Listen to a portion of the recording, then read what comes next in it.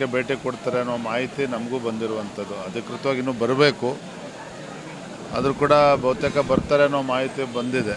ಹಾಗಾಗಿ ನಮ್ಮೆಲ್ಲ ಶಾಸಕರು, ಸಂಸದರ ನೇತೃತ್ವದಲ್ಲಿ ಅದಕ್ಕೊಂದು ಪೂರ್ವ ತಯಾರಿ ಆ ನಿಟ್ಟಿನಲ್ಲಿ ಚರ್ಚೆ ಮಾಡಬೇಕು ಅಂತೇಳಿ ಇವತ್ತು ಬಂದಿದ್ದೇನೆ. ಬೆಳಗ್ಗೆ ಮಂಗಳೂರಿನ ಪುತ್ತೂರಿನಲ್ಲಿ ಅಟಲ್ಜಿಯವರ 100ನೇ ಜನ್ಮ ಶತಾಬ್ದಿ ಹಂಗಾಗಿ ಒಂದು ಭಾವನಾತ್ಮಕ ಒಂದು ಕಾರ್ಯಕ್ರಮವನ್ನು ಕೂಡ ಅಲ್ಲಿ ಆಯೋಜನೆ ಮಾಡಿದರು. ಆ ಕಾರ್ಯಕ್ರಮನ ಮುಗಿಸ್ಕೊಂಡು ಈಗ ಉಡುಪಿಗೆ ಬಂದಿದ್ದೇನೆ. ಇಲ್ಲ, ಇನ್ನು ಜಿಲ್ಲೆಯ ಅಧ್ಯಕ್ಷರು ಮೇಲೆ ಶಾಸಕರು ಏನು ಚರ್ಚೆ ಮಾಡಿದ್ದಾರೆ ಅವ್ರ ಜೊತೆ ಚರ್ಚೆ ಮಾಡಬೇಕು ಅಂತಲೇ ಬಂದಿರುವಂಥದ್ದು.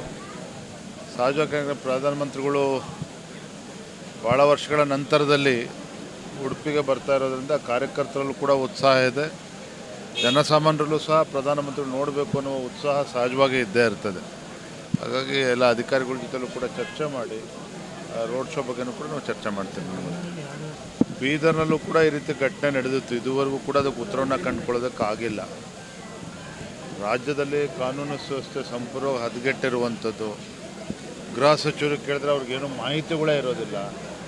ಒಂದು ರೀತಿ ಅಸಹಾಯಕರಾಗಿದ್ದಾರೆ ಗೃಹ ಸಚಿವರೇ.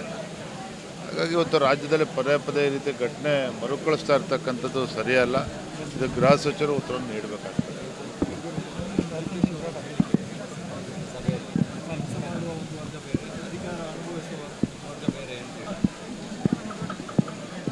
ಕಳೆದ 2-3 ತಿಂಗಳಿಂದ ಡಿ.ಕೆ. ಶಿವಕುಮಾರ್ ಅವ್ರ ಹೇಳಿಕೆಯನ್ನು ಗಮನಿಸ್ತಾ ಇದ್ದೇನೆ. ಭಾಳ ಮಾರ್ಮಿಕವಾಗಿ ಮಾತಾಡ್ತಾ ಇದ್ದಾರೆ. ಹಾಗಾಗಿ ಯಾತಕ್ಕಾದ್ರು ಮಾತನಾಡ್ತಾ ಇದ್ದಾರೆ. ಆದರೆ ಒಂದಂತೂ ಸತ್ಯ, ರಾಜ್ಯದಲ್ಲಿ ರೈತರು ಇವತ್ತು ಸಂಕಷ್ಟವನ್ನು ಎದುರಿಸ್ತಾ ಇದ್ದಾರೆ. ಅಭಿವೃದ್ಧಿ ಕೆಲಸ ಕಾರ್ಯಗಳೇನು ನಡೀತಾ ಇಲ್ಲ ರಾಜ್ಯದಲ್ಲಿ. ಮುಖ್ಯಮಂತ್ರಿ ಕುರ್ಚಿಗೆ ಪೈಪೋಟಿ ದಿನೇ ಕಾಂಗ್ರೆಸ್ಸಲ್ಲಿ ಹೆಚ್ಚಾಗಿರುವಂಥದ್ದು. ಅಭಿವೃದ್ಧಿ ಇಲ್ಲದೇ ಇವತ್ತು ರಾಜ್ಯದ ಜನ ಇವತ್ತು ಪರದಾಡ್ತಾ ಇದ್ದಾರೆ. ಶಾಸಕರು, ಆಡಳಿತ ಪಕ್ಷದ ಶಾಸಕರೇ ಮುಖ್ಯಮಂತ್ರಿಗಳ ವಿರುದ್ಧ ಹೇಳಿಕೆಗಳನ್ನು ನೀಡ್ತಾ ಇರುವಂಥದ್ದು, ಅಸಹಾಯಕರಾಗಿ ಮಾತನಾಡ್ತಾ ಇರುವಂಥದ್ದು ಕೂಡ ನಾವು ನೋಡ್ತಾ ಇದ್ದೀರಿ. ಒಟ್ಟಾರೆಯಾಗಿ ಈ ರಾಜ್ಯದ ಜನರು ಇವತ್ತು ರೈತರಾಗಲಿ, ಬಡವರಾಗಲಿ, ಜನಸಾಮಾನ್ಯರಿಗೆ ಈ ರಾಜ್ಯದಲ್ಲಿ ಒಂದು ಚುನಾಯಿತ ಸರ್ಕಾರ ಇದೆ ಅನ್ನೋದೇ ಮರ್ತೋಗಿದೆ. ಅಂಥ ಒಂದು ಬಡವರ ವಿರೋಧಿ, ರೈತ ವಿರೋಧಿ, ಒಂದು ಹಿಂದೂ ವಿರೋಧಿ ಸರ್ಕಾರ ಇವತ್ತು ರಾಜ್ಯದಲ್ಲಿರುವಂಥದ್ದು. ಎಷ್ಟು ಬೇಗ ಈ ಸರ್ಕಾರವನ್ನು ಕಿತ್ತಾಕ್ತೋ ಅಷ್ಟು ಬೇಗ ಒಳ್ಳೆಯದು ಅನ್ನೋದು ಜನಸಾಮಾನ್ಯರ ಅಭಿಪ್ರಾಯ. ಕ್ರಾಂತಿಗಳ ಬಗ್ಗೆ ಮಾತನಾಡ್ತಾ ಇರುವಂಥದ್ದು ಆಡಳಿತ ಪಕ್ಷದ ಸಚಿವರು, ಶಾಸಕರುಗಳ ಹೇಳಿಕೆ ನೀಡಿರುವಂಥದ್ದು. ಅದಕ್ಕೆ ಅವ್ರುಗಳು ಉತ್ತರ ಕೊಡಬೇಕು. ಅಭಿವೃದ್ಧಿ ಬಗ್ಗೆ ಚರ್ಚೆ ಮಾಡ್ತಾ ಇಲ್ಲ. ಅಭಿವೃದ್ಧಿ ಕೆಲಸ ಕಾರ್ಯಗಳಿಗೆ ಆಸಕ್ತಿ ಇಲ್ಲ ಸರ್ಕಾರಕ್ಕೆ. ಇದು ಅವರು ಕ್ರಾಂತಿಗಳ ಬಗ್ಗೆ ಮಾತನಾಡ್ತಿರೋಂಥ ಅವರೇ ಅದಕ್ಕೆ ಉತ್ತರ ನೀಡಬೇಕು.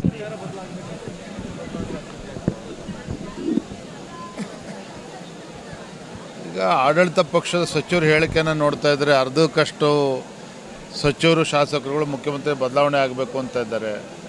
ಒಟ್ಟಾರೆಯಾಗಿ ವಿರೋಧ ಪಕ್ಷವಾಗಿ ನಮ್ಮ ಅಭಿಪ್ರಾಯ ಕೇಳಿದರೆ ರಾಜ್ಯದ ಜನರು ಇವತ್ತು ಬೇಸತ್ತಿದ್ದಾರೆ.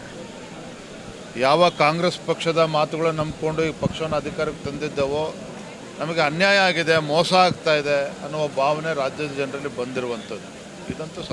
ಒಂದಂತೂ ಸತ್ಯ, ಬಿಹಾರ್ ಚುನಾವಣೆಯ ಫಲಿತಾಂಶದ ನಂತರದಲ್ಲಿ ಏನು ರಾಹುಲ್ ಗಾಂಧಿ ಅವರು ವೋಟ್ ಚೋರಿ ಅಂದ್ಕೊಂಡು ಬಿಹಾರ್ನಲ್ಲೂ ಕೂಡ ಪ್ರಚಾರವನ್ನು ಗಿಟ್ಟಿಸ್ಕೊಳ್ತಕ್ಕಂಥ ಪ್ರಯತ್ನ ಮಾಡಿದ್ರು. ಬಿಹಾರ್ ಚುನಾವಣೆಯ ಫಲಿತಾಂಶದ ನಂತರ ಒಂದು ರೀತಿ ಕಾಣೆ ಆಗಿದ್ದಾರೆ.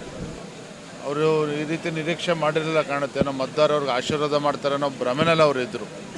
ಆದರೆ ಬಿಹಾರಿನ ಪ್ರಜ್ಞಾವಂತ ಮತದಾರರು ಒಂದು ರೀತಿ ಉತ್ತರ ಕೊಟ್ಟಿದ್ದಾರೆ ಅನ್ನೋದಕ್ಕಿಂತ ಹೆಚ್ಚಾಗಿ ಕಾಂಗ್ರೆಸ್ ಪಕ್ಷಕ್ಕೆ ಒಂದು ರೀತಿ ಕಪಾಳ ಮೋಕ್ಷನೇ ಮಾಡಿದ್ದಾರೆ. ಇನ್ನಾದರೂ ಕೂಡ ಎಚ್ಚೆತ್ತುಕೊಂಡು ರಾಹುಲ್ ಗಾಂಧಿಯವರು ಒಂದು ವಿರೋಧ ಪಕ್ಷವಾಗಿ ಜವಾಬ್ದಾರಿಯುತ ಕೆಲಸ ಮಾಡಿದರೆ ಅವ್ರ ದೃಷ್ಟಿಯಿಂದ ಒಳ್ಳೆಯದು.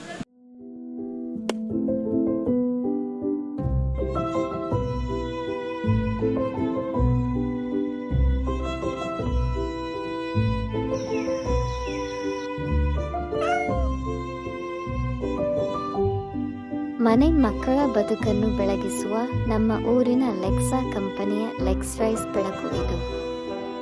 Proven specialist and award-winning manufacturer. Truly proud Indian. LexRise powered by Lexa.